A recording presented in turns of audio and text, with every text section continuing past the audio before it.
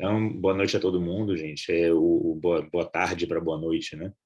Então, a ideia hoje é fazer como a gente faz nos outros anos, né? A gente trazer as atualizações que houveram nos congressos que a gente vai, com alguma visão crítica do que aconteceu em cada congresso. E esse realmente foi um congresso bem interessante, assim, porque tiveram várias novidades, algumas mais importantes para a parte científica, mas algumas que vão ser importantes para a prática clínica mesmo, da gente no dia a dia. Tá? Então, o congresso aconteceu agora entre os dias 4 e 6 de maio desse ano, então está bem recente mesmo. Alguns dos estudos foram publicados, acho que 2 dos resultados que eu vou mostrar para vocês já foram publicados, mas a grande maioria não foi publicado ainda, então realmente vocês vão estar recebendo a notícia em primeira mão. Então, eu procurei separar aqui em 4 tópicos que foram os mais importantes apresentados no Congresso. Então, foram vários estudos sobre tenecteplase, a gente vai ver esses estudos daqui a pouco. 2 estudos em trombectomia no território da artéria basilar, um estudo de inibidor da glicoproteína 6, a gente vai ver o que é isso, e alguns dados que achei importante trazer para vocês verem. Então, sobre tenecteplase, foram esses 4 estudos apresentados em dias diferentes, tá? Então, 2 foram na sessão inicial de abertura e 2 no último dia final, tá? Aí eu vou mostrar alguns resultados de cada um desses. Então, esse ACT-RCT foi um ensaio clínico randomizado, comparando a tenecteplase ao tratamento padrão, então, alteplase, na janela habitual para o tratamento trombolítico do AVC agudo, então na janela de 4 horas e meia.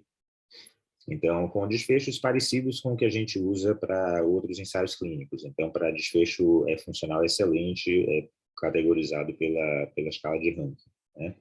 Eles usaram a dose de 0,25 e o sentido desse estudo foi demonstrar não inferioridade. Tá? Então, a gente vai ver como é que eles fizeram isso, como é que eles definiram isso. Então, estudo multicêntrico, do estilo probe, então vários estudos aqui que vão ser apresentados são probe, quer dizer, você não é um estudo aberto, mas com avaliadores cegos para o desfecho final. Os pacientes deveriam ser candidatos ao uso de alteplase, então eles eram randomizados para receber ou tenecteplase 0,25 ou alteplase na dose habitual de 0,9 mg por quilo. O desfecho primário era a proporção de pacientes atingindo o ranking 0,1 em 90 dias e tinham os desfechos secundários habituais, né, de segurança e de eficácia. Tinha também avaliação de qualidade de vida. O N que eles calcularam para o estudo foi de 1.600 pacientes, vocês vão ver que eles alcançaram esse objetivo, e a margem de não inferioridade, que é isso que você precisa definir para definir se um tratamento ou não inferior a outro, foi de 5%. Tá? Então, uma margem realmente pequena, né, de não inferioridade comparando com outros estudos. Então, nesse ACT, 1.600 pacientes realmente fizeram randomização, então vocês veem que eles cumpriram esse objetivo, mais ou menos metade em cada grupo, e poucos pacientes perdidos para o follow-up final, né? As características basais dos grupos foram muito parecidas, o NIH basal, observem aqui, entre 9 e 10, né? Então não muito diferente de um grupo em relação ao outro. E vocês podem perceber que é semelhante a outros ensaios clínicos de trombólise, né? Trombectomia geralmente a mediana do NIH um pouco mais alta. O outro dado interessante aqui é o tempo porta-agulha, né, de 36, 37 minutos. Então, percebam que realmente os centros que tratam AVC estão melhorando cada vez mais assim, no tempo porta-agulha, quando mesmo recrutando para esse tipo de ensaio clínico. Né? Então, não teve nenhuma diferença nesse desfecho, nessas características basais. Quando se avaliou essa questão dos grupos, a distribuição da escala de ranking, se viu uma similaridade muito, muito grande, né? Então, aqui são ranking 0, 1 e 2, né? Então, a proporção de ranking 0, 1 e 2 foi muito parecida num grupo em relação ao outro. A proporção de 0 e 1, que foi o desfecho primário, foi de 36,9% no grupo tenecteplase e 34,8% no grupo alteplase. Então, um pouco melhor no grupo tenecteplase, mas atingiu a margem de não inferioridade. Então, dá para dizer que eles são parecidos o suficiente para usar na prática clínica. Então, isso é o benefício principal desse resultado aqui, que a partir desse estudo daqui, se consegue demonstrar que pelo menos ele não é inferior à alteplase. Tá? E aí eu acho que a gente pode abrir para discussão, talvez, quando eu terminar de apresentar os dados de tenecteplase, que aí a gente pode ir para a repercussão clínica, né, dos achados que eu estou apresentando aqui. Em relação aos desfechos secundários, de segurança e etc., morte foi igual, hemorragia sintomática, hemorragia sistêmica, angioedema, então todos eles semelhantes no grupo alteplase comparando com tenecteplase. Né? O único subgrupo aqui que vale a pena vocês prestarem atenção nessas análises de subgrupo é o subgrupo com a oclusão de grande vaso, né, que já tem alguns dados sugerindo que a tenecteplase é um pouco melhor do que a alteplase para atingir o desfecho de recanalização. E, apesar de não ter sido estatisticamente significante aqui, você vê que ambos tocam a nulidade aqui, mas parece que esse grupo aqui, que tem oclusão de grande vaso, a tenecteplase pode ser um pouco superior. Naqueles desfechos secundários de eficácia, também nenhuma diferença entre um grupo e outro. Tá? Então, a conclusão desse estudo é que a tenecteplase não foi não inferior, foi não inferior à alteplase para esse desfecho funcional excelente com 90 dias. Tá? Beleza, o próximo estudo é o Nordeste 2, parte A. Esse estudo já foi publicado no Lancet Neurology. Esse foi um estudo realizado na Noruega, como um segmento ao Nordeste 1. Então, na introdução a esse estudo, eles falam muito que o NIH mediano do grupo foi basicamente um NIH de pacientes com AVC minor. Então, foi muito criticado o estudo porque ele pode não ter tido tanta complicação hemorrágica pelo fato dos AVCs serem muito pequenos, o território arterial muito pequeno. Então, eles desenharam esse outro estudo daqui, onde um dos critérios de inclusão era ter um NIH maior ou igual a 6. Então, ter realmente pacientes com um risco um pouco maior de ter uma oclusão de grande vaso, para avaliar se a tenecteplase era superior à alteplase para desfecho funcional com 90 dias. Então, aqui eles usaram a mesma dose da tenecteplase que no estudo Nordeste 1, 0,4 mg por quilo, comparando com a alteplase de 0,9 mg por quilo. Tá? O desfecho primário foi desfecho excelente, funcional excelente, de 0,1 em 90 dias. E os desfechos secundários foram os habituais, de hemorragia cerebral, mortalidade, etc., né, que a gente já viu. Quando a gente vê aqui o NIH mediano um pouco superior ao daquele outro estudo, basicamente porque o critério de inclusão era ter um NIH maior ou igual a 6, uma idade mediana de 72, 75 anos, mais semelhante nos dois grupos. E aqui os resultados da avaliação de tenecteplase 0,4 mg por quilo comparando com a alteplase. Então, isso foi uma grande decepção aqui, porque a tenecteplase ela teve um desfecho funcional pior do que a alteplase, principalmente porque a tenecteplase teve uma mortalidade 3 vezes superior à alteplase, muito provavelmente por causa da complicação hemorrágica. Então, eles selecionaram pacientes que eram mais graves, tinham um território arterial maior, e muito provavelmente por causa disso ele sangrou mais. E é isso que demonstra nesse gráfico daqui. Né? Então, aqui é a proporção de pacientes com qualquer hemorragia cerebral no grupo alteplase, aqui tenecteplase, veja aqui 3 vezes mais hemorragias, e hematoma parenquimatoso também, e hemorragia sintomática mais frequente aqui no grupo tenecteplase do que alteplase. Então, nesse estudo daqui, a conclusão dos autores é que a tenecteplase 0,4 mg por quilo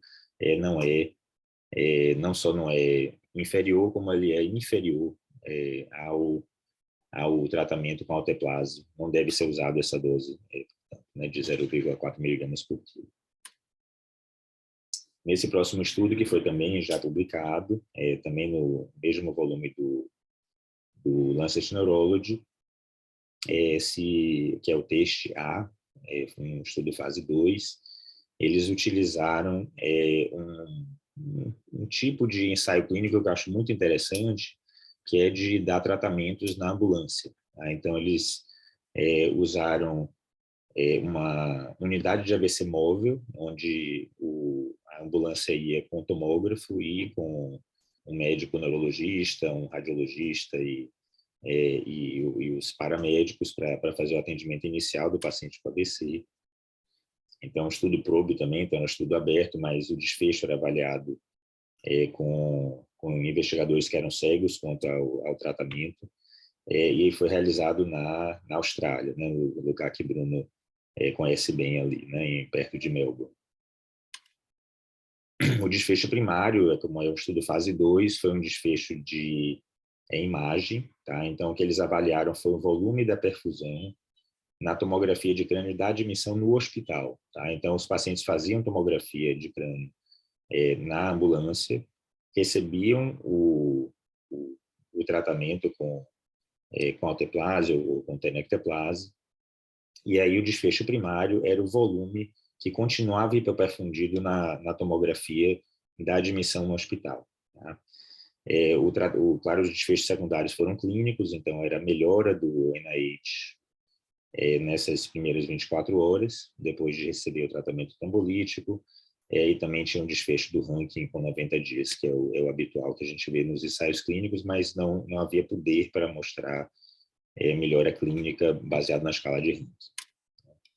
Então, nesse estudo, foram 530 pacientes que foram triados, né, mais 104 randomizados para receber alteplase ou tenecteplase, então um estudo menor, porque é um desfecho substitutivo.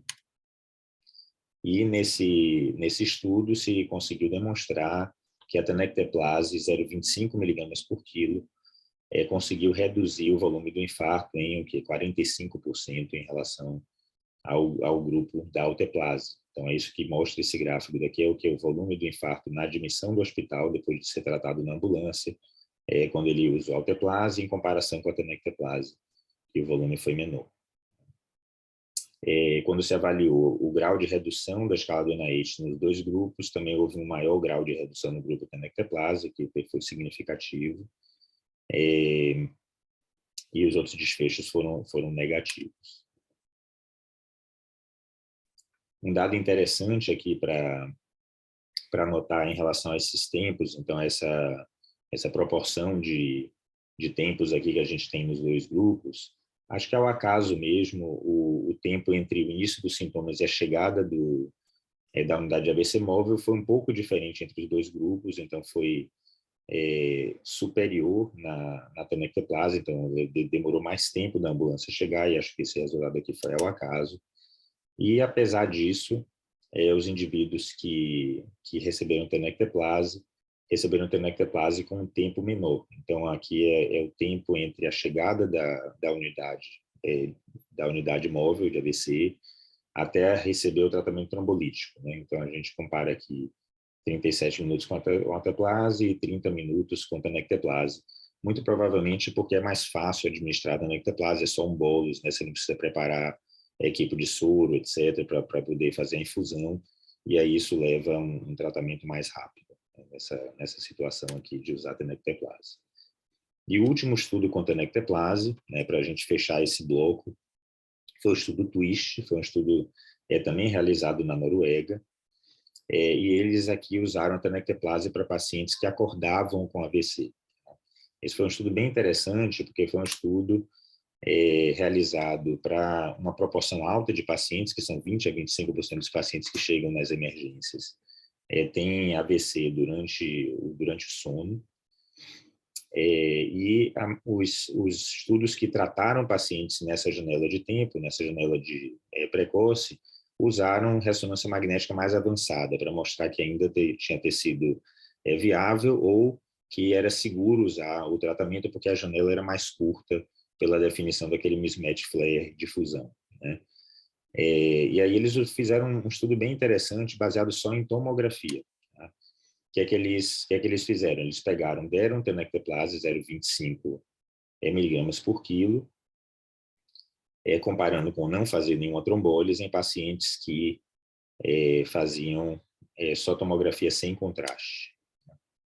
Então, desenho também um estudo prospectivo, randomizado, 600 pacientes, não podia ter hemorragia, o tamanho do infarto não podia ser grande, né, na tomografia, então eram tomografias em média quase normais, e não podia ter um déficit neurológico muito grave, né, um NIH acima de 25 ou um rebaixamento do nível de consciência. O desfecho funcional foi a escala de Rankin, e o desfecho de segurança foi semelhante aos outros estudos de trombose, né? Morte e hemorragia cerebral sintomática. Eles pararam com 578 pacientes, e eles tiveram muita dificuldade principalmente depois que saíram os resultados do estudo Dawn e Diffuse, né? Porque aí eles passaram a ter uma dificuldade aí de não tratar pacientes, uma dificuldade ética, né? De não tratar pacientes depois da janela, que eles ainda estavam na janela de 24 horas, né? Aí para fazer trombectomia mecânica, então eles passaram a ter a concorrência da trombectomia mecânica para esses pacientes que chegavam com AVC ao despertar, e a pandemia do Covid também não ajudou no recrutamento inicial. Os desfechos, as características basais muito semelhantes nos dois grupos, vejam que o NIH aqui mais baixo, né? Então eles recrutaram pacientes mais leves, com déficit mais leve na admissão. E tem um dado aqui super importante para chamar a atenção para vocês, que é o tratamento endovascular. O tratamento endovascular aqui, ele foi mais frequente no grupo controle, tá? Em comparação com o grupo tenecteplase. E talvez esse seja um dos motivos pelo qual o estudo foi negativo. Vocês vão ver que ele é negativo, ele não mostrou diferença fazendo tenecteplase em pacientes que despertam com AVC, mas esse tratamento endovascular, obviamente, é pós-tratamento trombolítico, né? Então, se você admite aqui que esses 14% eram pacientes que tinham oclusão de grande vaso, provavelmente a frequência de pacientes que persistiam com a oclusão de grande vaso foi maior no grupo controle do que no grupo tenecteplase. Então, houve algum benefício de usar a tenecteplase nessa população. Essa é uma possível interpretação dos dados, né? Aqui o desfecho primário, então, foi aquele shift da escala de Rankin com 90 dias. Você vê que realmente não tem uma grande diferença entre os dois grupos na distribuição da escala de Rankin, e nem na proporção de excelente desfecho, né? 45% num grupo, 38% no outro grupo. A taxa de hemorragias também foi muito semelhante entre os dois grupos, o que dá a gente um pouco mais até de segurança, né? Que pelo menos mal não se fez ao paciente que recebeu a tenecteplase, porque lembrem que o outro grupo não recebeu nenhum tratamento, né? Pelo menos na parte inicial do estudo, e depois começaram a fazer trombectomia mecânica, mas também nos dois grupos. Vou passar aqui, então, as limitações que eles chamam a atenção é que o tamanho amostral provavelmente foi muito otimista nos cálculos que eles fizeram inicialmente, e que provavelmente o tratamento com trombectomia deve ter afetado os resultados finais do estudo. Então, em pacientes com wake-up stroke, a distribuição dos desfechos funcionais em 90 dias não diferiram entre os grupos, né, de tenecteplase versus placebo, basicamente, versus não usar tenecteplase. E as hemorragias sintomáticas foram um pouco maior no grupo tenecteplase, mas também não atingiram significância estatística. Bom, acho que a gente pode pausar aqui um pouquinho, só para ter comentários e perguntas. Então, foram esses 4 estudos de tenecteplase, e depois a gente vai passar para a trombectomia no território vértebro-basilar.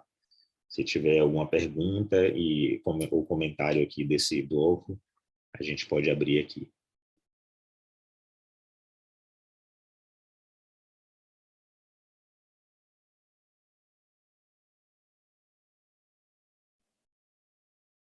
Se não tiver, a gente pode seguir adiante. Tudo bem. Eu vou seguir. Se vocês quiserem interromper em qualquer momento, Professor, pode falar. Oi, professor Daniel. Pode falar, Daniel. A impressão que o senhor tem do uso da tenecteplase hoje em dia, assim, você acha que seria mais em quais momentos? A impressão que eu tinha era aquela daquele estudo antigo, né? Antigo, entre aspas, 2018, acho que Extend IA, né? Que era de grandes vasos, né? Que mostrou que era mais, recanalizava mais do que o alteplase. Que Sim. foi algo mais positivo. Agora, em relação a esses novos, assim, como é que você usaria assim, o tenecteplase? Como é que ficou na sua cabeça isso? Veja, tem vários centros, viu, Daniel, que já estão usando o tenecteplase no lugar da alteplase. Então, Bruno mesmo, ele pode dar o depoimento dele lá nos Estados Unidos, no Mass General, pelo menos, já é uma realidade, né? Se substituir o alteplase pela tenecteplase. E eu tenho a impressão que com esses resultados, porque assim, nenhum dos resultados, exceto de tenecteplase 0,4 miligramas por quilo, que foi um resultado negativo, né? Todos os outros resultados de 0,25 miligramas por quilo foram resultados ou de igualdade para a alteplase ou de superioridade em relação à alteplase. Então, se a gente considerar esse conjunto de evidências, a impressão que eu tenho é que um vai substituir o outro completamente. Eu não vejo uma outra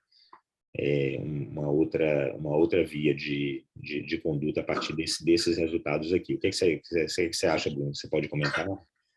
Eu concordo com você. É um caminho que já foi iniciado, né? Na Nova Zelândia, como o país todo, e vários centros aqui nos Estados Unidos e na Europa. E esses conjuntos de estudos que você apresentou, principalmente, eu acho que uma coisa que era ainda de alguma forma indefinida é a dose, né? Eu acho que ficou mais bem estabelecida, embora não foi comparada a doses, mas provavelmente a dose melhor é de 0,25 mesmo, né? E esse outro estudo que também foi negativo, o norueguês de Wake Up Stroke, também reflete uma coisa que já não é mais a prática, que em pacientes pelo menos em centros capazes de fazer trombectomia, pacientes com oclusão de grande vaso, o Wake Up Stroke deve ir para trombectomia, então isso não é mais a prática. Em outras situações que não tem a possibilidade de trombectomia, eu acho que esses pacientes podem, de alguma forma, fazer uso de algum trombolítico com seleção avançada, ou se mesmo que não tenha, com seleção só com tomografia não contrastada, né? E eu favoreci o uso de tenecteplase também. Maravilha. O Otávio quer fazer um comentário. Acho que o Otávio está com a mão levantada aí. Fala aí, Otávio. Oi, João. Tudo bom, João? Uma honra ter você aqui com a gente. Me conte Isso, honra minha, agradeço o convite. Eu queria só fazer um comentário, já. Eu concordo plenamente com o que você comentou e o Bruno também. Queria só ressaltar o seguinte: no momento, nós só temos no Brasil a tenecteplase de 40 e 50 miligramas, ampolas, né? Mas se a tenecteplase, se a gente convencer a Berger, e a Berger já está trabalhando nisso, de disponibilizar uma ampola de 20 miligramas, 20 a 25 miligramas, a tenecteplase vai ficar mais barata que a alteplase, inclusive, né? Então, isso vai ter um impacto realmente grande. Eu acho que é uma droga, nessa dose de 25 miligramas, já tem um corpo de evidências que mostra a eficácia e a segurança dela com uma taxa de recanalização maior. Então, eu acho que provavelmente a gente deve migrar, e com a vontade toda logística de sessão de bolos, deve migrar para a tenecteplase em breve. Não está aprovada pela Anvisa no Brasil ainda, e a dose ainda, nós só temos 50 miligramas, você tem, na prática, tem que jogar metade da ampola fora. Então, acaba saindo mais caro que a alteplase no momento ainda, né? E é importante, né, Otávio, a gente, assim, como essa aula está ficando gravada aqui, não está aprovado pela Anvisa, não é reembolsada, né, pelo SUS, porque a alteplase é a única droga aprovada para tratar o AVC nessa fase hiperaguda, né? Então, realmente, a gente precisa batalhar com isso lá em cima, né, na Conitec, para poder a coisa ser aprovada a nível nacional e os pacientes terem acesso. Diga, Daniel, prazer enorme aí ver você também. Excelências, só gente importante aí só para falar. Só comentar que um dos benefícios que eu trabalho, como vocês sabem, numa rede, né, que tem muita referência e contra-referência para trombectomia. Sim. E a maior vantagem da gente, de longe, para usar TNK em breve, além da recanalização e tal, é o drip and chip, porque assim, quando a gente leva um doente de um hospital para o outro, que é comum, quando os hospitais são de redes diferentes, é muito comum a bomba infusora ser diferente. Então, é um inferno você levar o doente recebendo trombolítico com alteplase. Então, algumas vezes já a ambulância chegou para pegar o doente e a bomba infusora da ambulância era outra da que estava infundindo na emergência. Você tem que esperar o término da infusão da RTPA para poder levar o cara para outro campo. E, se Deus quiser, isso vai acabar com o TNK. E as pessoas, às vezes, não sabem disso. No SUS também. É legal. Perfeito. Massa. Muito bom. Otávio, fala. Só para complementar, esse comentário do Daniel é importantíssimo. Só complementar, a gente está fazendo, no momento, né, começando 2 estudos clínicos com a tenecteplase na fase aguda do AVC. Né? O Resilient Extend IV, que está testando a tenecteplase até 12 horas, entre 4 horas e meia e 12 horas, usando um paradigma de seleção por perfusão em pacientes sem oclusão proximal, e o Resilient Direct NK, que está randomizando pacientes com oclusão proximal até 4 horas e meia para trombectomia precedida de tenecteplase versus trombectomia direta. Né? Então, acho que em breve a gente vai ter mais evidências até nacionais aí do uso da tenecteplase nesse contexto. Maravilha. Tranquilo, acho que eu vou seguir adiante. Se tiver comentário mais adiante, a gente acrescenta aqui, com certeza vai ter tempo para discussão no final também. Então, a gente vai falar agora sobre trombectomia no território da artéria basilar. Esse foi foram duas apresentações que demandaram bastante atenção. A primeira apresentação foi do nosso colega Raul Nogueira. Ambos foram estudos desenvolvidos na China, então foi em centros chineses. É impressionante a capacidade de recrutamento dos centros chineses, uma população enorme, né? E eles conseguiram, nesse estudo, um feito até então inédito. Só para vocês terem uma ideia, no BASICS, que foi um estudo que o Brasil foi um dos participantes, né? Brasil, Europa, vários países europeus, assim, se levou 8 anos para atingir quase o volume desse attention, que eles levaram apenas 1 ano para recrutar os pacientes. Então, nesse estudo attention, foi um estudo que avaliou a hipótese de que tratamento endovascular é melhor do que o tratamento padrão para a trombectomia, para tratamento de AVC no território vértebro-basilar, por conta de haver uma carência de dados nesse território específico para mostrar a eficácia de tratamento de trombectomia mecânica. Tá? Só relembrando que o estudo BASICS foi um estudo que não conseguiu mostrar diferenças, né? Onde a maioria dos pacientes tinha sido submetido a trombólise antes de ir para a trombectomia, e o desfecho foi semelhante no grupo trombolizado apenas, versus o trombolizado mais a trombectomia.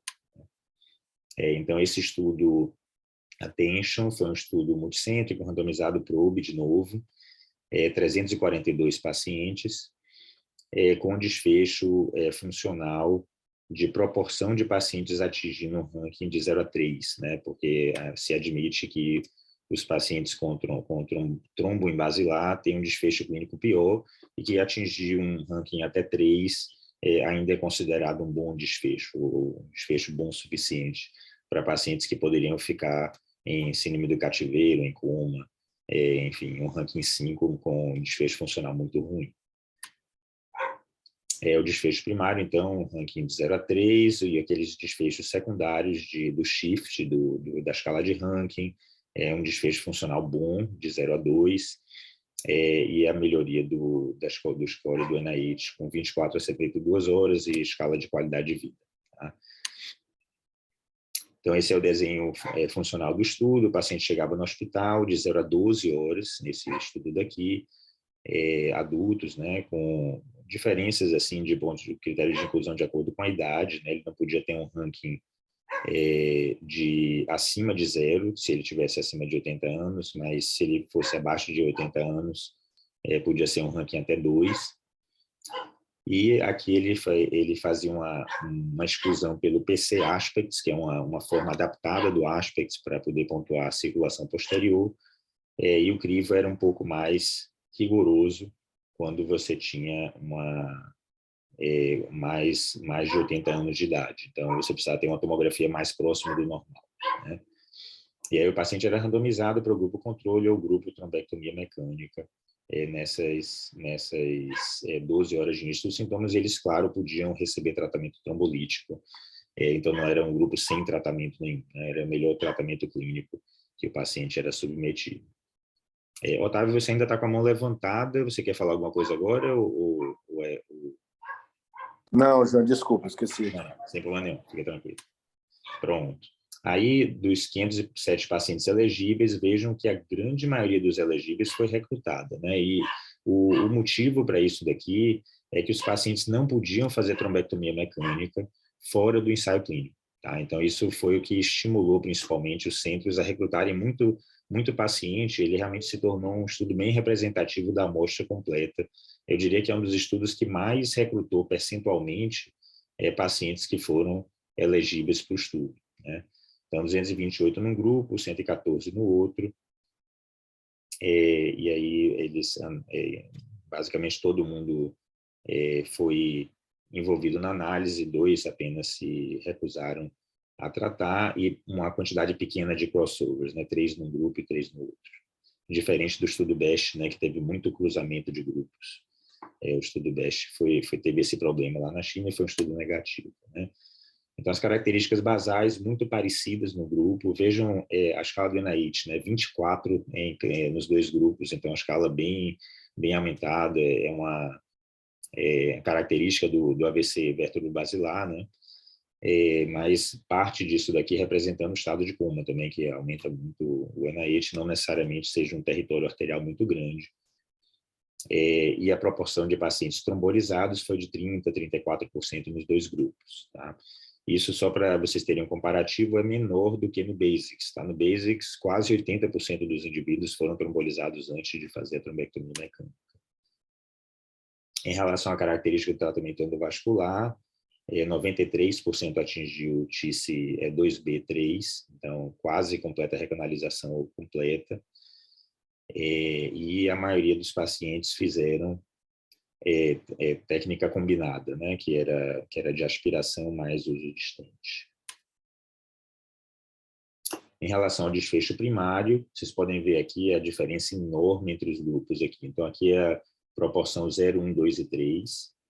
Essa proporção de pacientes aqui foi muito maior no grupo de trombectomia mecânica do que no grupo de melhor tratamento clínico, total de 46% num grupo versus 22% no outro, com uma razão de risco de 2 vezes, né, mais provável você ter esse desfecho no grupo trombectomia mecânica, NNT apenas de 4. Então, de novo, replicando aqueles resultados impressionantes de trombectomia mecânica, com a diferença de efeito entre os grupos muito grande, né? Em relação aos outros desfechos, né, então a hemorragia sintomática, parecida, mas claro, numericamente superior no grupo de trombectomia mecânica, né, mas uma taxa pequena, né, 8,4%, e apesar dessa taxa maior de hemorragia, a mortalidade foi maior no grupo de melhor tratamento clínico, 55%, comparando com 36,7%. Então, é uma das primeiras vezes que a gente demonstra aqui em ensaios clínicos de reperfusão uma melhora na mortalidade de uma doença dessas com a melhoria do desfecho funcional adicionado, né? Porque vocês lembram que o tratamento trombolítico ele melhora o desfecho funcional, mas não muda a mortalidade. Então, você melhora a proporção de pacientes que não têm incapacidade, né?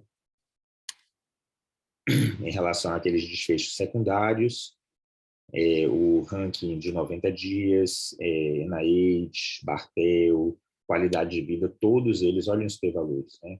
Menor do que 0,001, comparando o tratamento sempre favoráveis à trombectomia mecânica em comparação com o tratamento trombolítico. Então, em conclusão, o tratamento de trombectomia mecânica da artéria basilar foi associado com a melhora, né, com um NT impressionante de apenas 4 pacientes para ter um beneficiado de tratamento, além de uma menor taxa de incapacidade e menor mortalidade também em 90 dias, mostrando que realmente a trombectomia mecânica funciona e tem um desfecho funcional melhor mesmo. Aí eu vou passar para o próximo, porque o próximo os resultados são muito parecidos com esse primeiro, que é o Bausch. Tá? Então, o Bausch foi um estudo que o investigador principal foi o Tudor Jovem, né, de lá dos Estados Unidos, mas ajudando os chineses, né, a fazer essa metodologia mais rebuscada de análise de ensaios clínicos. Então, nesse estudo Bausch, também foi um estudo realizado na China, levou 3 a 4 anos para ele se completar, levou mais tempo, né? Eles usaram solitaire nos pacientes todos, 318 pacientes, muito parecido com o desenho do estudo Attention. Pacientes adultos, eles limitaram aqui a população até 80 anos, o outro estudo do Raul recrutou pacientes, inclusive, acima de 80 anos. E uma das diferenças básicas aqui para esse estudo é que eles usaram a janela de até 24 horas. Né? Então, não foi só na janela de 12 horas, como foi no estudo Attention. Tá? Então, o Attention foi mais largo na faixa de idade, mas ele foi mais limitado em relação à faixa de tempo que ele tratou. Ele tratou até 12 horas, esse estudo aqui tratou até 24 horas. E ele excluiu pacientes que tinham infarto grande, semelhante ao que aconteceu no estudo Attention. A proporção foi igual, né, o desfecho clínico foi semelhante ao que o Attention fez, foi a proporção de pacientes atingindo um ranking 0 a 3. E eles calcularam um cálculo amostral de 212 pacientes, mas calculando para a proporção de perdas, etc., eles recrutaram acima disso, né, até os 318 pacientes. Então, foi 218 pacientes mesmo randomizados, de acordo com o cálculo amostral. Eles estratificaram pela idade, mas a idade foi capeada em 80 anos, 110 no grupo de trombectomia mecânica, 107 no outro grupo, pequena quantidade de crossovers, né, de crossover para um lado e para o outro, bem melhor do que o BESH, né, e somente um paciente num grupo que perdeu follow-up com 90 dias e 2 no outro grupo. Em relação ao desfecho de segurança, eles foram bem semelhantes, tá? Embora numericamente tivesse mais hemorragias no grupo de trombectomia mecânica e uma mortalidade numericamente também superior no grupo de melhor tratamento clínico comparando com trombectomia. Então, parece um espelho dos resultados do estudo Attention, né? Maior taxa de hemorragias, mas mesmo assim uma menor mortalidade no grupo de trombectomia mecânica. Com certeza, se meta-analisar esses dois resultados, ou a conjunção do BESH, BASICS e esse 2, que vai ser bem interessante, deve conseguir demonstrar uma redução de mortalidade no grupo de trombectomia mecânica. E aqui a gente vê o desfecho primário do estudo, aqui é ranking 0, 1, 2 e 3, né? Olha o aumento da proporção de pacientes atingindo um desfecho funcional bom, né, de ranking 0 a 3, e mesmo para o desfecho funcional de independência funcional, que é o ranking 0, 1 e 2, eu creio que vai haver uma diferença estatisticamente significante aqui. E vejam que a mortalidade aqui é maior no grupo de melhor tratamento clínico em comparação com o grupo trombectomia mecânica, né? Com uma diferença grande, e o NNT deve vir parecido com o NNT que a gente viu no estudo Attention. No estudo de análise ordinal, né, quer dizer, aquele que você vê o shift da escala de ranking, ele também foi significativo, e nas proporções de ranking 0,2, 0,4 também foi significativo. Então, as conclusões aqui é que o Bausch comparou, né, o tratamento de trombectomia mecânica com melhor tratamento clínico na janela de até 24 horas, e houve uma melhora da proporção de pacientes que atingiram um desfecho funcional bom, definido como um ranking de 0 a 3, com NNT muito parecido com a Attention. Então, parece que esse vai realmente se tornar um tratamento padrão assim, para a trombectomia mecânica. Minha impressão, então a gente dá outra pausa aqui nesse item daqui, a minha impressão pessoal é que grande parte dos centros já fazia isso. Tá? Então, nos Estados Unidos, pelo menos, assim, os centros todos que eu conheço já faziam trombectomia mecânica e artéria basilar. Aqui no Brasil, idem, os que fazem trombectomia mecânica já estavam fazendo trombectomia de basilar quando chegava um paciente com esse perfil. Então, esses resultados, na verdade, dão mais suporte ao continuado uso da trombectomia mecânica nesses pacientes e talvez com a extensão maior de janela, né? Porque boa parte das pessoas ficava em dúvida, assim, até que ponto uma janela mais larga você podia oferecer esse tratamento padrão nessa janela mais estendida. Então, comentários aí da plateia e de quem quiser falar aí.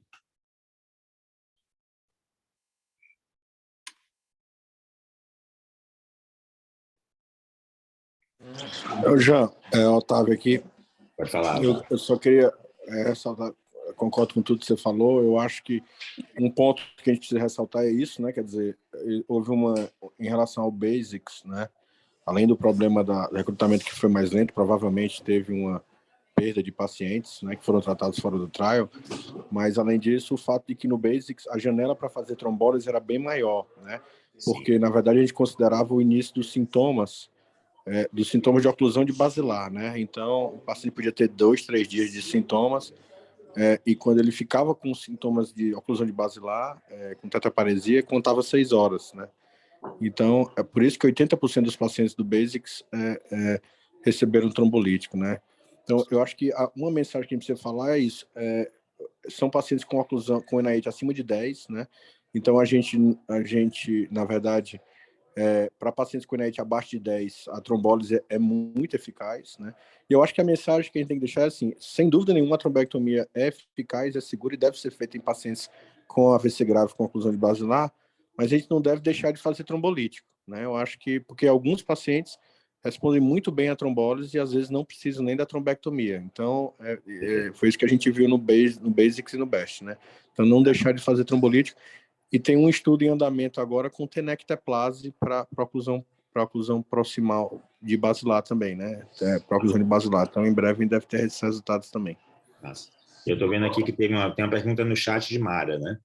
A primeira pergunta dela é se não teve tratamento trombolítico no braço controle. Teve, né? Então, os pacientes que qualificavam para o critério de trombólise, eles fizeram trombólise, foi mais ou menos 34% em cada um dos grupos, né, de trombectomia mecânica versus o melhor tratamento clínico.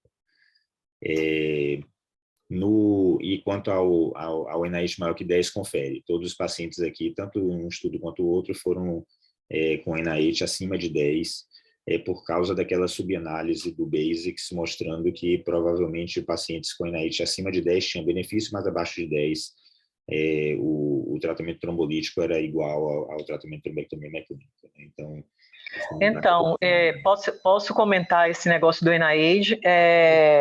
Eu quero fazer uma provocação aqui, né, pessoal? Porque, olha, é muito difícil você pegar um paciente na sala de emergência com sintoma vertebasilar.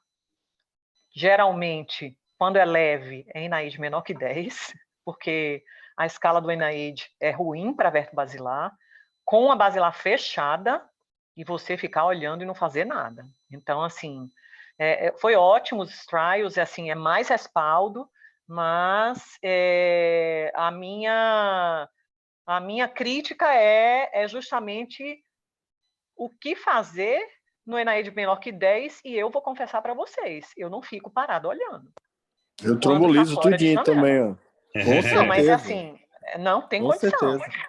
Não tem condição, assim, não tem condição.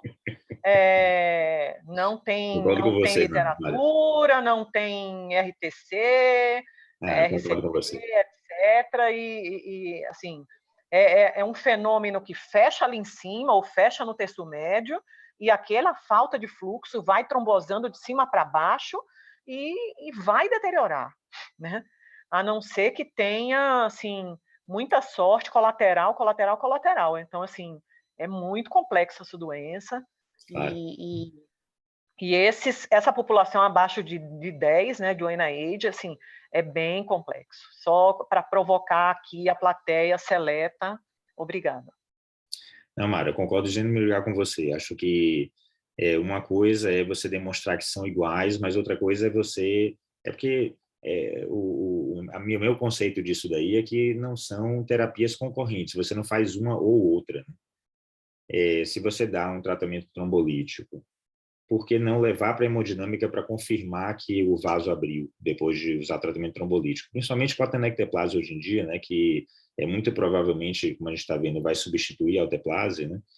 Acho que o tratamento padrão vai virar você fazer tenecteplase, já encaminhar para a sala de arteriografia e tentar abrir o vaso. Quer dizer, esse ato entre preparar o paciente, anestesiar, chegar o colega da hemodinâmica, ele vai entrar na sala, vai fazer a arteriografia inicial, uma parte dos pacientes já vai ter recanalizado nessa hora, mas quem não recanalizou vai precisar de uma complementação com tratamento de trombectomia mecânica, que provavelmente eu acho que os PIs foram certíssimos, né? Desenharam o estudo para assim, atirar exatamente no meio e não ter erro, né? Não ter erro de ter mais um estudo negativo. Então, acho que o caminho é esse. Agora, o próximo passo é pegar essa população abaixo e rever esses pacientes, quem é preditor de que não vai melhorar, não vai recanalizar, etc. É isso aí. Perfeito, maravilha. Bom, concordo plenamente com vocês também. Acho que tem que tratar também agressivamente, porque muitos deles vão piorar, né? Acho que a ressalva que a gente tem que fazer, Jean e Mara, é que esses pacientes às vezes ficam horas, a dias, né, com sintomas flutuando de basilar até ficarem graves, né? Então, por causa do fluxo lateral na basilar, que é diferente, que tem um polígono de Willis em cima e os vasos embaixo. Então, esses pacientes às vezes podem ficar dias assim, né? Então, eu acho que a gente tem que ser agressivo com o tratamento de basilar mesmo. Maravilha. Mais uma ressalva só em relação a esse estudo, né? No BASICS se considerou tempo, me confirme aí, Otávio, foi tempo de instalação de coma, não foi isso como final da janela terapêutica, assim, né? Que você ainda podia trombolizar, mas nesse daqui não, ele contou o tempo, a última hora que o paciente foi visto normal. Do início do sintoma exato, né? Só que exceto tontura. Porque eles consideram... exatamente essa a diferença, e foi por isso que o BEST e esse estudo tiveram menos trombolítico, né? O BASICS não, o BASICS foi mais permissivo e agressivo com o tratamento trombolítico. Exato. Então, aqui ele considerou que tontura, por exemplo, é um sintoma tão inespecífico que não necessariamente o paciente já tivesse um infarto cerebral em evolução só pelo quadro da tontura.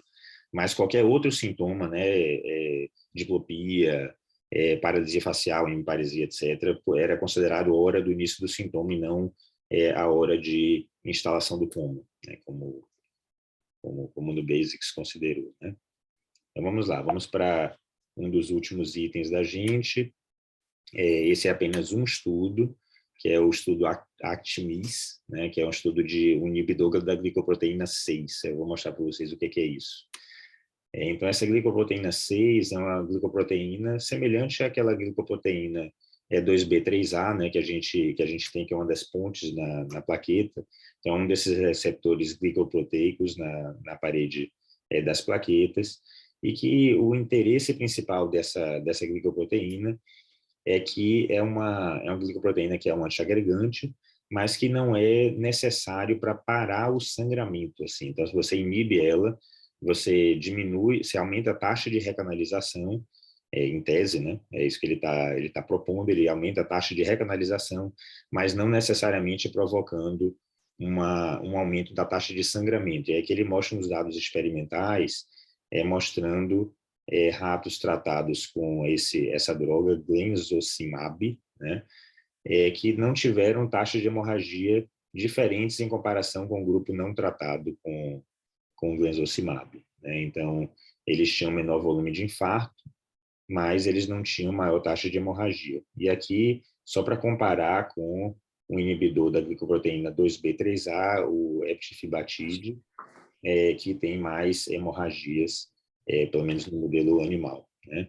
Então, isso que eles quiseram testar nesse estudo daqui, eles aqui, né, o efeito de melhora de recanalização desse tipo de agente, também modelo experimental, de melhorar a microcirculação. Tá? Então, eles quiseram testar esse modelo no ser humano mesmo, tá? No estudo fase 2, então entendam que é um resultado bem preliminar, é um estudo fase 2 comparando esse agente como acréscimo a pacientes que fazem tratamento clínico padrão. Então, o objetivo primário do estudo foi avaliar a segurança do camglesocimab nas primeiras 4 horas e meia de pacientes com AVC isquêmico agudo, em adição a tratamento de reperfusão. Então, ou trombectomia ou trombólise. Então, se procurou acrescentar um efeito antiplaquetário, mas que não tivesse um risco tão grande de hemorragia como acréscimo ao tratamento trombolítico padrão. Tá? Eles tiveram 2 fases, né? Teve uma fase 1B, que eles buscaram qual era a dose ideal, de 125, 250, 500 ou 1.000, e viram que não tinha um aumento da taxa de hemorragia com 1.000, e na fase 2A, eles recrutaram pacientes apenas usando a dose de 1.000, comparando com placebo. E aqui os resultados eles vão mostrar placebo versus qualquer dose aí de ganzocimab.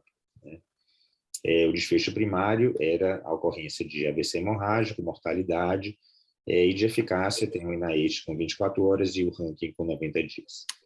Vocês vão ver o resultado aqui. Então, critérios de inclusão, pacientes adultos, assinaram consentimento informado, diagnóstico de AVC agudo, nas primeiras 4 horas e meia, então na janela de trombólise.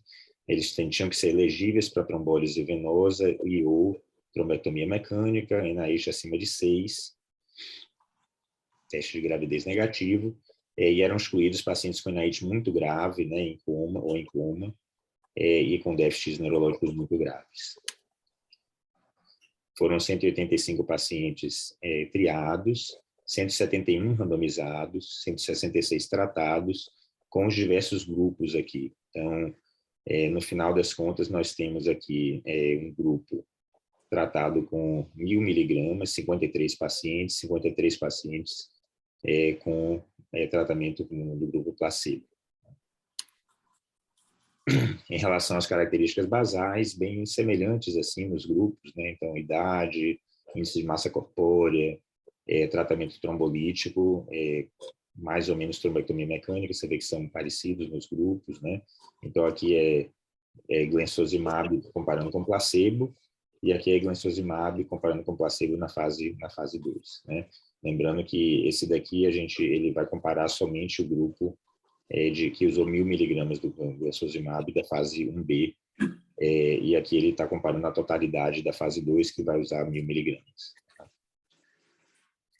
Proporção de fatores de risco semelhantes, né, nos grupos, e de uso prévio de antiplaquetários, principalmente aspirina, poucos pacientes usando clopidogrel.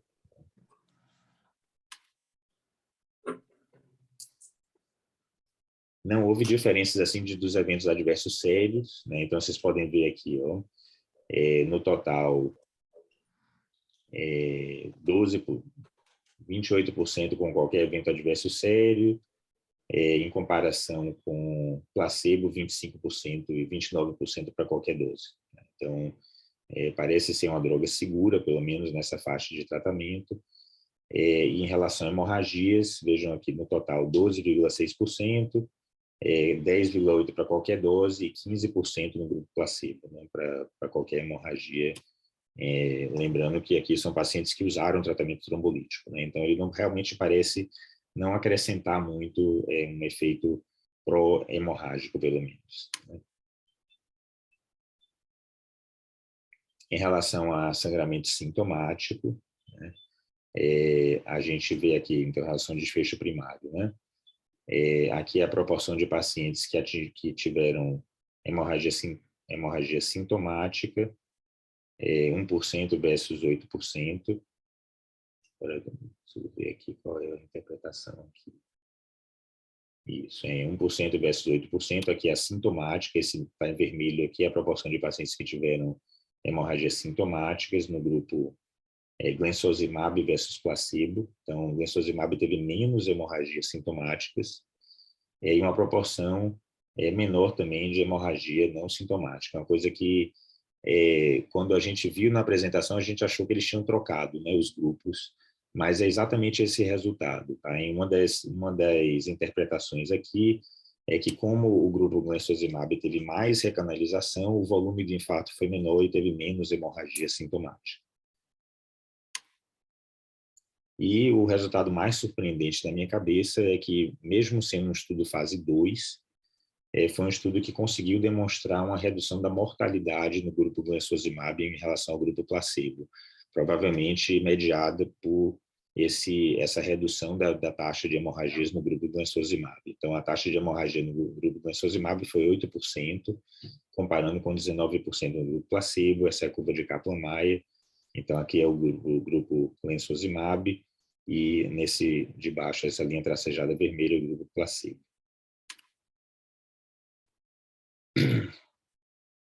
Em relação à causa da mortalidade, em todos eles aqui, né? Então, aqui é o total de mortes, né? Então, o grupo placebo e o grupo glensosimab, né? Menor no grupo glensosimab. Se você inclui hemorragia cerebral, isso aqui não pode estar certo, que deve ser excluindo hemorragia cerebral, continua diferente, e se você exclui, né, a perda, a piora neurológica inicial, ele fica semelhante. Se você tira aqui a herniação cerebral, ele fica semelhante. Eu não tenho certeza qual é essa proporção aqui. Eu tenho a impressão que essa diferença daqui, ele mostra que é principalmente por conta das hemorragias cerebrais aqui. Por conta das hemorragias cerebrais. Então, ele teve uma menor proporção de hemorragias cerebrais e, por isso, teve uma taxa menor de óbitos. E aí ele colocou uma observação aqui que, entre os pacientes que tiveram morte relacionada ao AVC, 92% foram tratados com a combinação de RTPA e trombectomia mecânica. Então, são principalmente naqueles pacientes onde a gente é mais agressivo no tratamento clínico que exatamente o glensosimab tem uma maior diferença nesse desfecho. Em relação ao desfecho funcional, então, a distribuição da escala de Rankin, não houve diferença entre os grupos, exceto nessa taxa daqui de mortalidade, né, que foi bem maior no grupo placebo do que no grupo glensosimab. Esse aqui é um subgrupo, mas eu não estou lembrado qual é, gente. Eles fizeram uma subanálise somente de pacientes com ranking acima de alguma coisa, que foi essa nova colocação aqui.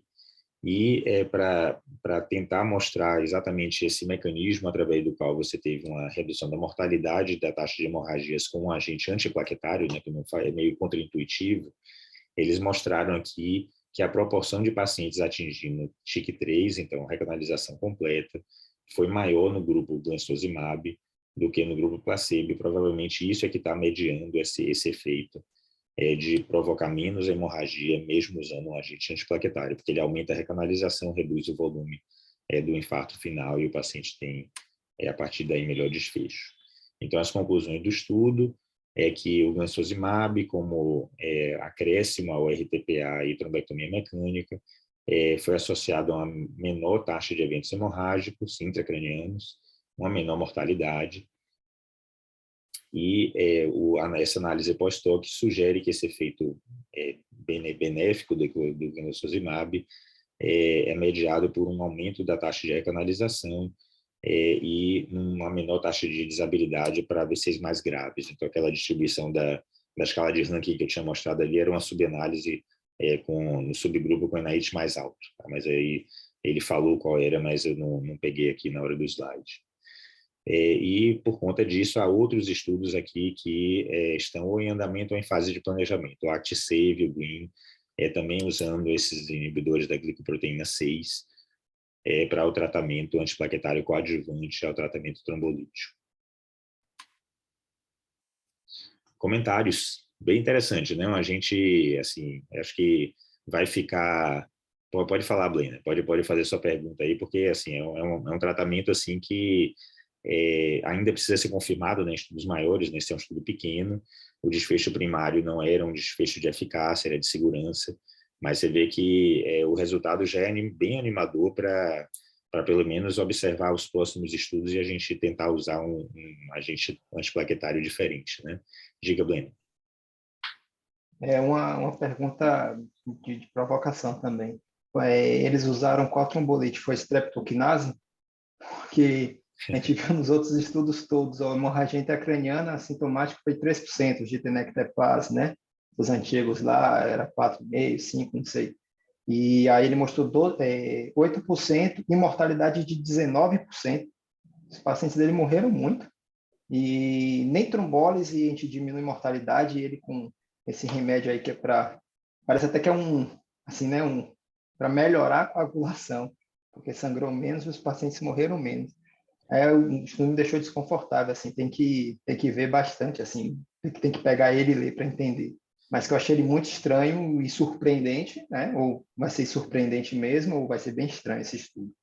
Não, perfeito. E acho que o comentário é perfeito. Acho que uma das coisas importantes quando você vai num congresso desse vamos ter calma, né? Vamos esperar sair o resultado publicado para a gente entender melhor como é que é esse grupo, né?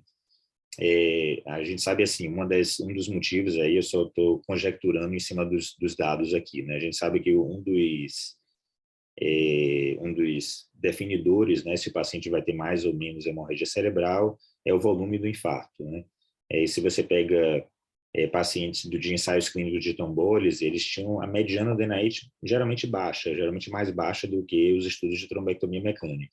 E esse parece ser um estudo intermediário, ele pegou pacientes que eram candidatos à trombólise, mas com alta proporção de pacientes que fizeram trombectomia mecânica também. Então, eles tinham já um território mais bem definido e maior de infarto do que os estudos de trombólise originais, né? Então, talvez isso justifique essa taxa maior de hemorragia, mas a gente tem que realmente olhar se tinha alguma característica específica do grupo que foi diferente ou é diferente da nossa prática clínica e limite a generalização dos resultados para outras populações, né?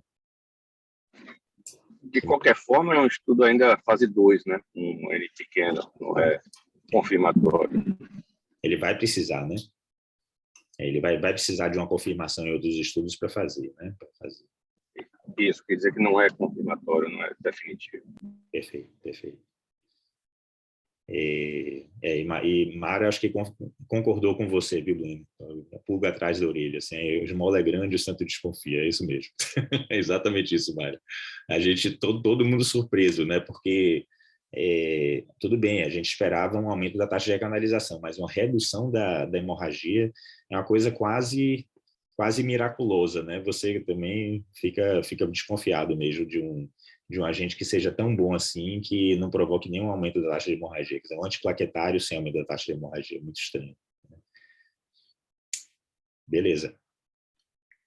Vou seguir adiante aqui para a nossa miscelânea, né? Então, a miscelânea, eu selecionei aqui 2 estudos apenas para trazer para vocês. Tinha uma infinidade de outros dados assim que a gente poderia colocar para vocês, mas esses 2 estudos eu achei mais interessantes de trazer, porque são meio que mudanças conceituais, assim. O Atticus foi um estudo de tratamento de AVC embólico de origem determinada, mas é o primeiro de uma série de estudos que a gente vai ver publicados nos próximos anos, meses a anos, né? De tentar selecionar um ESO de alto risco, né? Então, vocês lembram que o RESPECT-ESO e o NAVIGATE-ESO foram estudos que foram negativos nos seus desfechos primários, tentando selecionar pacientes que se encaixavam na definição de AVC embólico de origem determinada, então aquele AVC não lacunar e que não tinha uma fonte embólica de alto risco, né? Não tinha uma estenose de grande vaso e não tinha uma fonte cardioembólica naquela lista de etiologias, né, cardioembólicas, né? Então, nesses 2 estudos, eles foram negativos para comparar DOAC versus um antiplaquetário. E aí o Atticus, o que ele fez? Ele ele é um primeiro de uma série de estudos que tem essa mesma metodologia de tentar achar um ESUS de alto risco. Então, como é que ele definiu o ESUS de alto risco? É um ESUS que tem pelo menos um desses fatores de risco aqui, ou um tamanho atrial acima de 45, ou contraste espontâneo no ecocardiograma, ou uma velocidade de fluxo no átrio esquerdo menor do que 0,2, isso também quantificado pelo ecocardiograma, uma taxa alta de extrasístoles, eu acho que isso aqui, atriais, um score Chade-Vasque acima ou igual a 4, ou forame oval. Tá? Então, ele precisava ter algum desses fatores de risco aqui para ser considerado um ESUS de alto risco cardioembólico. Quer dizer, você estava tentando selecionar da população ESUS qual era aquela que tinha maior probabilidade de ter uma fonte cardíaca do êmbolo. E aí esses pacientes eram randomizados para usar o AS 100 mg ou a apixabana 5 mg 2 vezes ao dia. Tá? E aí uma das coisas que eu acho que dificultou o estudo ser positivo, eu vou mostrar para vocês que ele não foi, né? Foi que os pacientes de ambos os grupos que eram randomizados para AS ou apixabana, eles recebiam uma monitorização para fibrilação atrial. Então, eles colocavam um daqueles monitores implantáveis de ritmo, de monitorização contínua, e quando o paciente ele detectava FA, ele mudava para o grupo da apixabana. Tá? Então, esse foi um dos, acho que, problemas do desenho do estudo. O desfecho primário, que eles avaliaram aqui, que foi com 12 meses, também é uma prova de conceito nesse sentido desse estudo, foi o surgimento de uma nova lesão isquêmica na ressonância magnética. Então, é um desfecho baseado em imagem, com 1 ano. Tá? E naqueles pacientes que tiveram que trocar para a apixabana, a ressonância era feita antes de 1 ano. Então, era feita também nesse intervalo de tempo curto entre recrutar o paciente e se detectar a fibrilação atrial. Ele fazia a ressonância nesse momento daí, para entrar no desfecho primário do estudo. Então, alguns pacientes a ressonância foi com 1 ano, em outros pacientes que se detectou fibrilação atrial no meio do caminho, com menos de 1 ano. Ele não mostrou exatamente com quanto tempo em mediano os pacientes foram vistos, né? Então, o estudo foi terminado precocemente, né, por futilidade. Então, esses são os problemas aqui, né? Eram 200 pacientes que eram para ter sido recrutados, foram 165. Na análise final,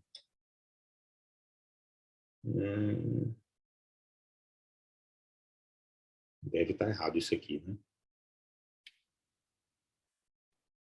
Sim. Eles foram recrutados o estudo foi interrompido quando 165 pacientes tinham sido recrutados, com 12 meses de follow-up, né? Mas claro que mais pacientes estavam sendo recrutados no período, então no total tiveram 352 pacientes, que foi um volume menor do que o cálculo amostral inicial deles, né?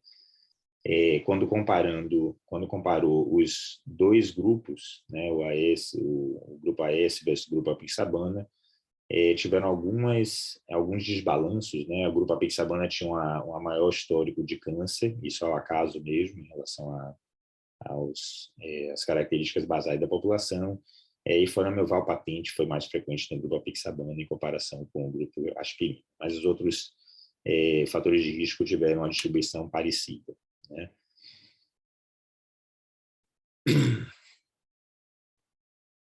Ressonância disponível versus não disponível, não estava disponível em uma proporção maior de pacientes com AS, embora não foi estatisticamente significante, né? Isso na ressonância de follow-up com 1 ano.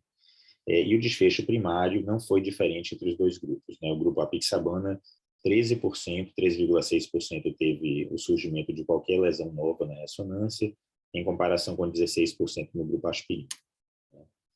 E em relação a complicações de sangramento também não foi diferença, então não foi diferente, né? Vocês veem aqui que numericamente a diferença pequena aqui em relação a sangramentos menores, e qualquer sangramento, né, 16 versus 10%, mas com P não significativo.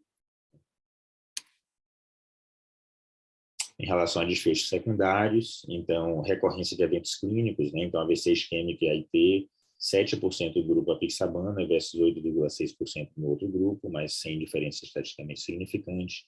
Mortalidade também muito semelhante no grupo em comparação com o outro.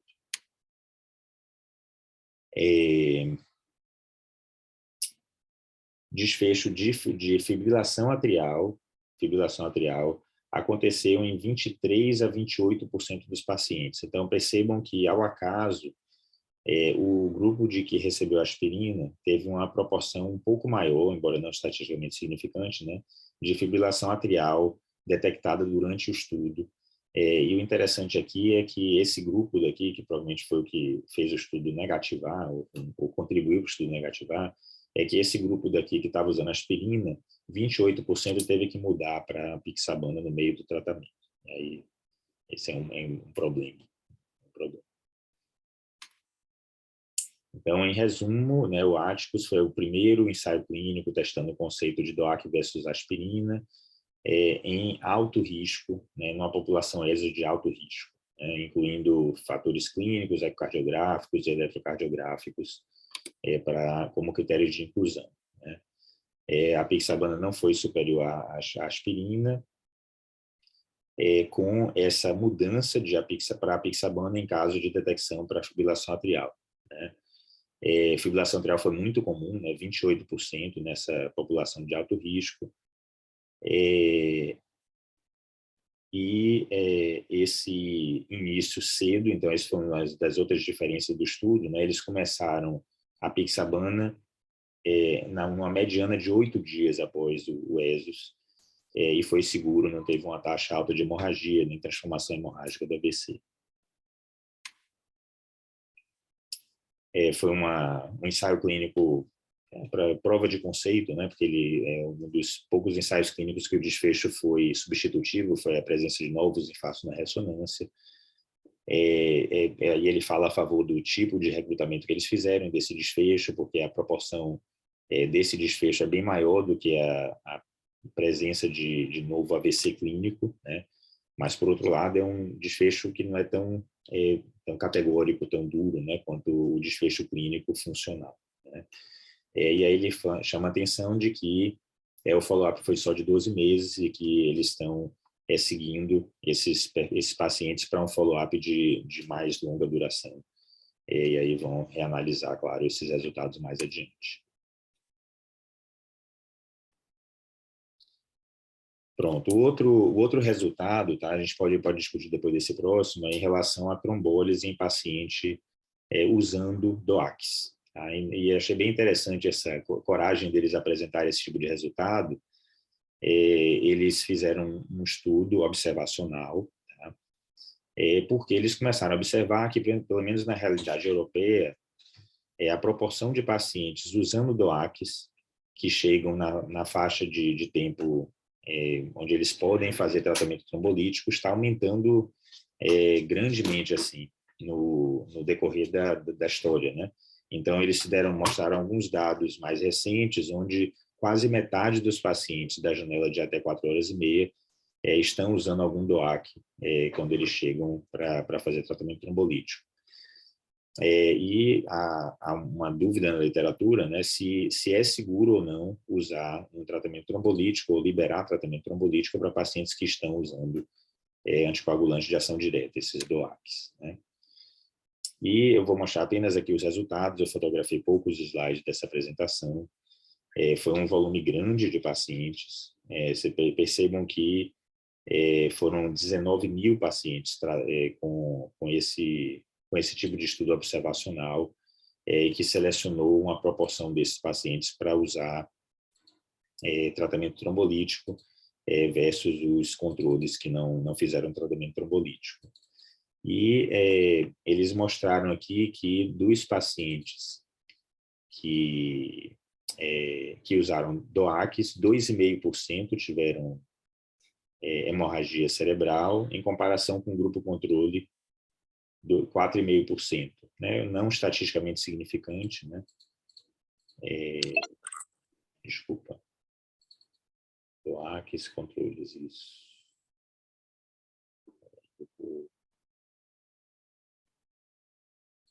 observando aqui qual é o...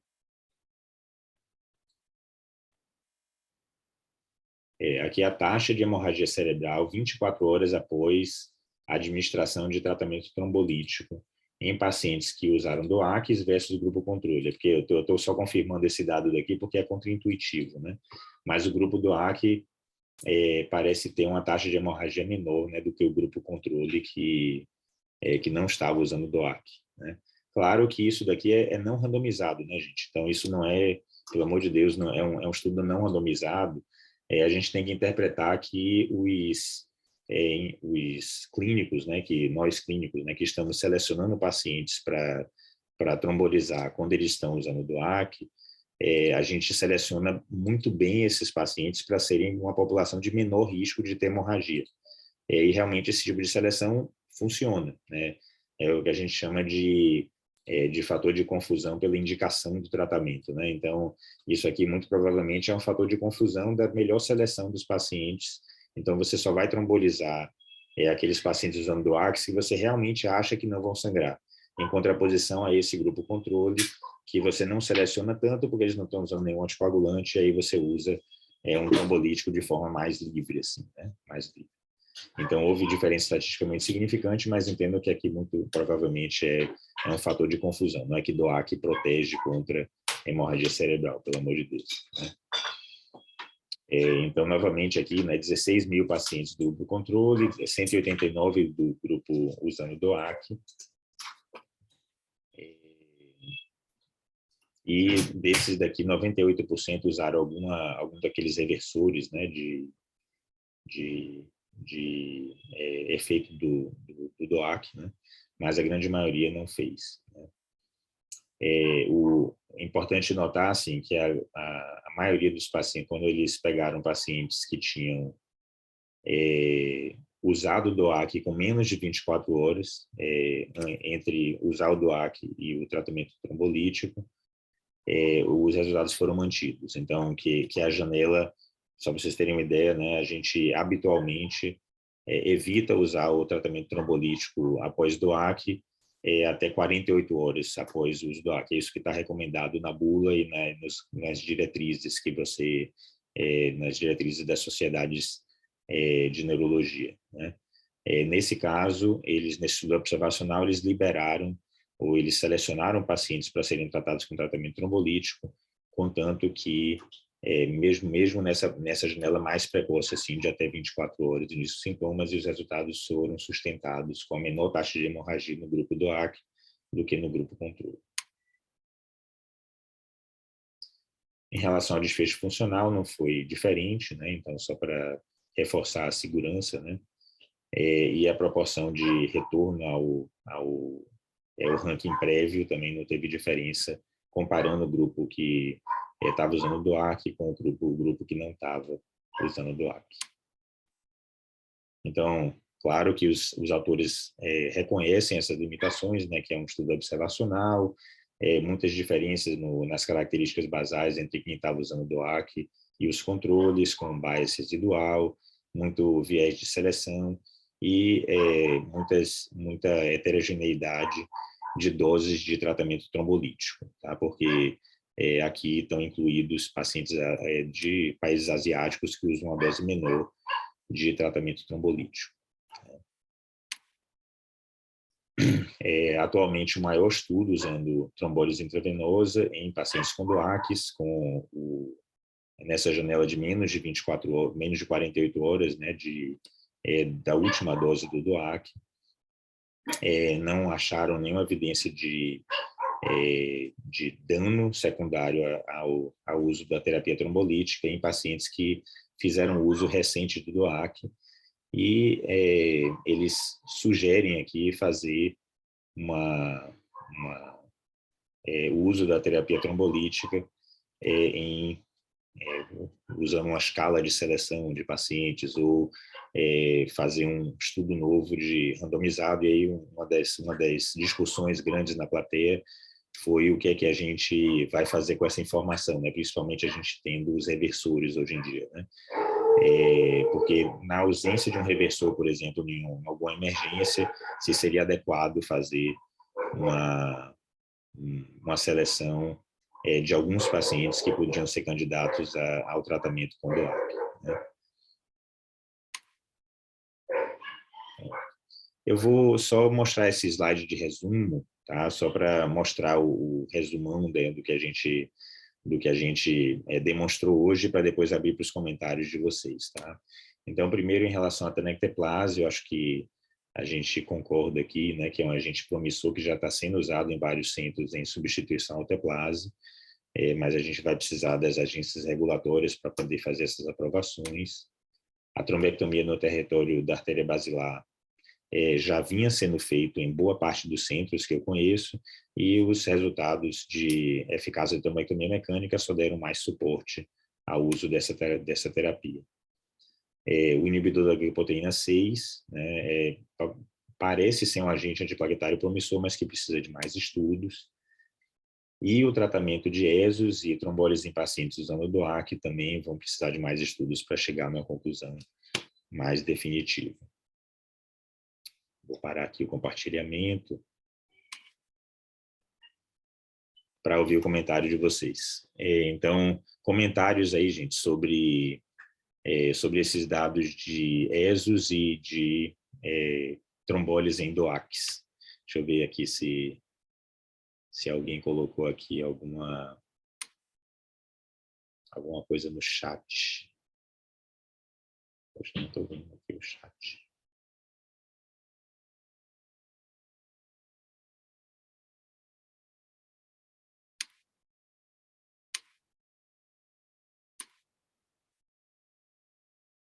Não estou vendo aqui o chat. Eu perdi aqui o chat. Alguém fez alguma pergunta no chat, gente? Que eu estou aqui sem, por incrível que pareça, sem ter acesso ao chat.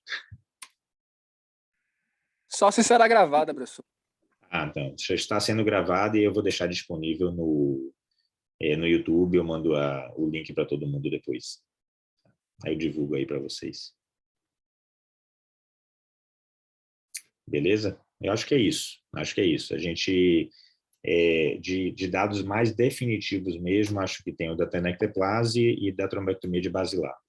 E os outros são mais coisas para a gente refletir, né, em relação ao futuro da neurologia vascular. Esse inibidor da glicoproteína 6, acho que é um agente bem promissor.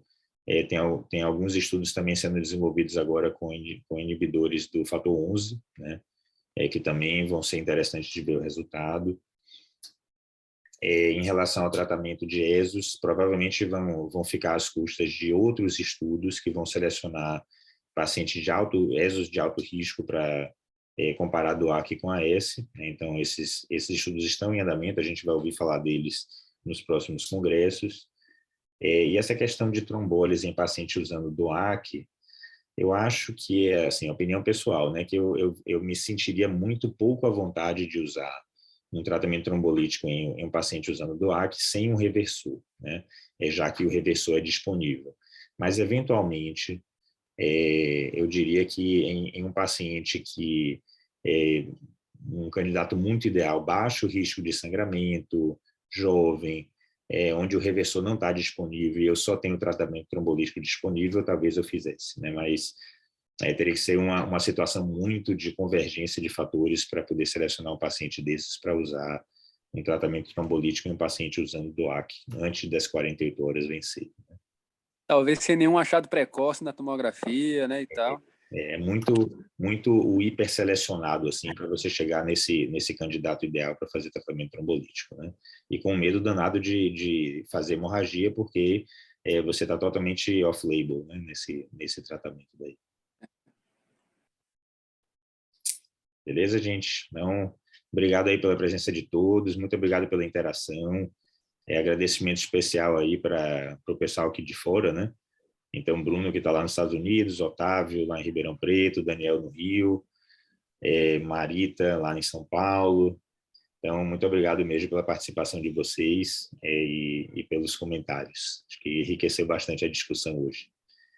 Tudo de bom para vocês. Obrigado a você. Obrigado a você, Jean. Obrigado pela disponibilidade, pela iniciativa. Muito bom ver vocês todos. Beleza.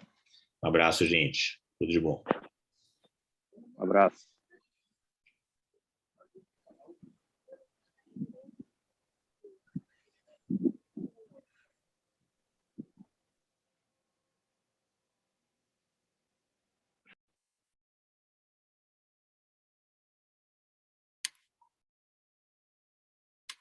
Já não sei se você está tendo acesso ao chat, tem muitos agradecimentos no chat, muita gente parabenizando pela apresentação.